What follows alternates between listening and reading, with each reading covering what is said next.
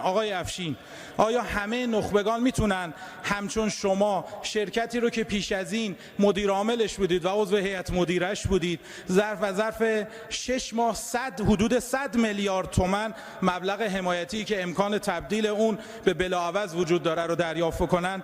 آقای افشین، نقش امیر هرمزی نژاد رئیس حوزه ریاست شما که او هم عضو هیئت مدیره همین شرکت خصوصی بوده در پرداخت این مبالغ چیه؟ آیا امروز همه نخبگان هم مثل شما میتونن از پول بیت المال هر روز برای خودشون از یکی از رستوران‌های لوکس تهران غذا براشون تهیه بشه و مصرف کنن؟ آقای افشین، فردی که به دلیل اخذ مال نامشروع و دلاری دارای پرونده کیفری باز در قوه قضاییه است، با چه مبنایی همچنان در یکی از جایگاه‌های مهم و حساس در این مجموعه شما داره ازش استفاده میشه؟ آیا از اهداف اصلی سفرهای خارجی او که در پوشش مأموریت داره صورت میگیره اطلاع دارید؟